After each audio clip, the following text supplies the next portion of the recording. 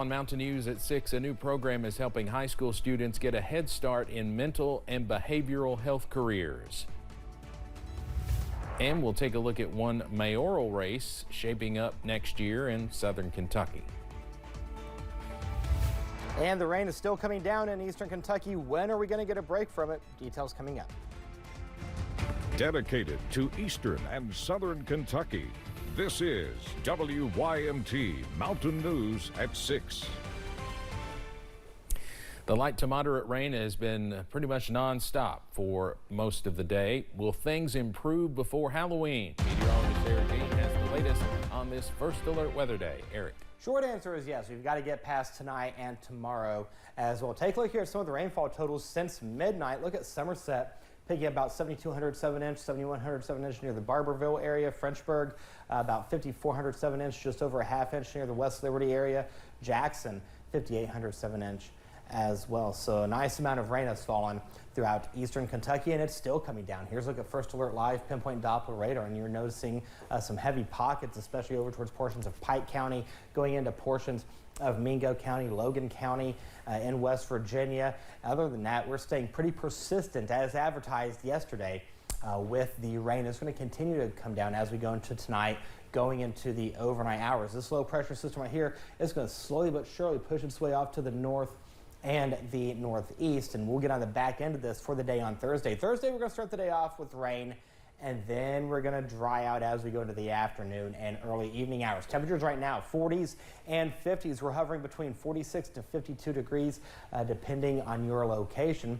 If you have plans tonight, make sure you take the rain gear with you and check out the WYMT First Alert Weather app, where we have the rain from top to bottom. Temperatures not moving much, upper 40s and low 50s. But Halloween is just around the corner. The question is Mother Nature going to give us a nice little trick, or is she going to give us a treat? Details in the First Alert forecast in a few minutes. Steve. Can't be much worse than today. Eric, thank you. More and more images are now coming in of the devastation in Jamaica after Hurricane Melissa made landfall yesterday as a Category 5 storm with 185 miles per hour sustained winds. Tanya Lesmeister, a Lee County native, is the director of a volunteer organization that leads service trips to Jamaica, supporting 2 children's homes and an autism center. She is still waiting to hear back from families stranded on the island. Our infrastructure is much more stable than in Jamaica. The devastation could be more significant, and the repair could just take that much longer. Her volunteer organization is working to collect donations and mobilize relief efforts as we learn more about the specific needs now that the storm has passed over the island. And as of now, her team is still planning to go on their scheduled service trip to Jamaica in January. One Pike County man was arrested in connection with a deadly crash more than 2 years ago. It happened in June 2023 in Mingo County, West Virginia. John Charles of Pikeville hit Tommy Sherpinkus on a moped before leaving the scene, according to court documents. Roughly a week later, Sherpinkus died after injuries he sustained from the incident. Last week, Charles was charged with leaving the scene of an accident causing death. In Whitley County, a man was accused of assaulting his girlfriend. It happened last Friday when police received a complaint from a woman about her daughter being with a dangerous person in a car. KSB troopers were told that Davian Hamlin thought his girlfriend was cheating on him. An arrest citation says this led to him being violent with her. Police later went to a home and discovered the reported victim had a mark by her left eye and a cluster of bruises. Hamlin was taken to the Whitley County Detention Center. A new state program is helping eastern Kentucky high school students get a head start in mental and behavioral health careers. It is called Climb 2.0.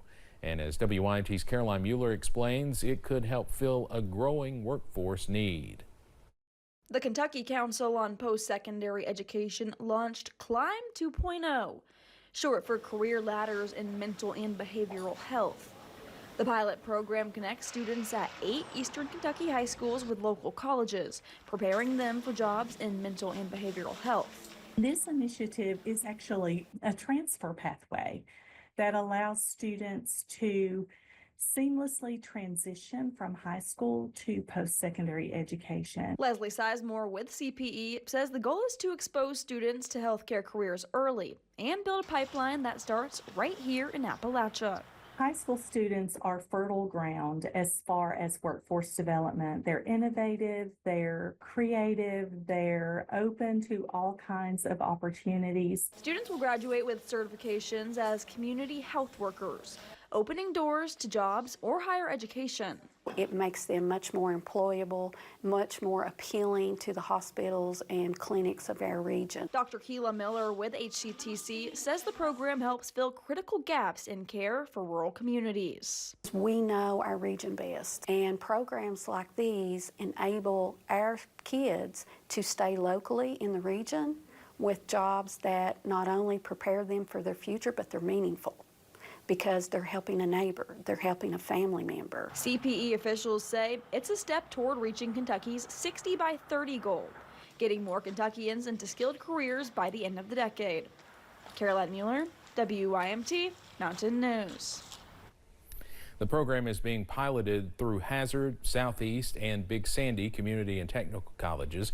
Students at Hazard, Perry Central, Buckhorn, Harlan County, Betsy Lane, Floyd County, and Prestonsburg high schools will be among the first to take part starting next semester.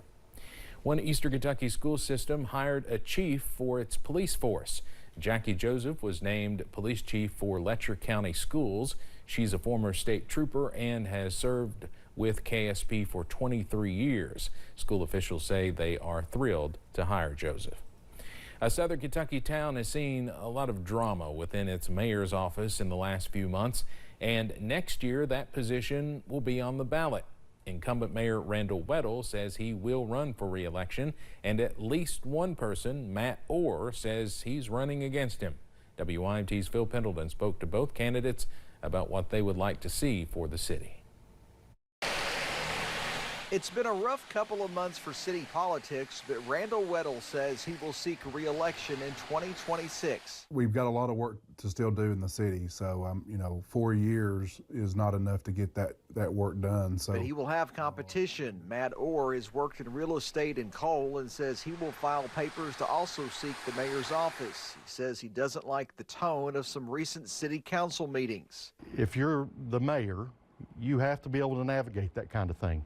But when I got there, it was a circus. And along with the London mayor, there will also be a new London City Council possibly elected, or current council persons re-elected. Regardless of who they are, both candidates tell me today that they look forward to working with them.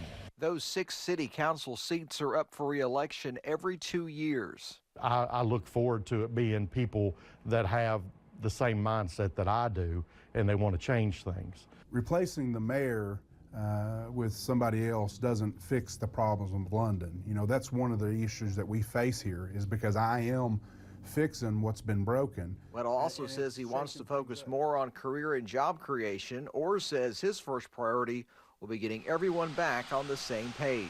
In Laurel County, Phil Pendleton, WYMT Mountain News. The filing period for next year's big election starts next Wednesday, November 5th, and runs until January 9th. All right, if you have plans for Halloween evening, not bad. Temperatures in the upper 30s and low 40s with partly cloudy skies. But how long will that stretch of dry weather last? I have that detail coming up in the First Alert forecast in a few minutes. Plus, folks in Perry County come together to recognize several people, businesses, and organizations. From every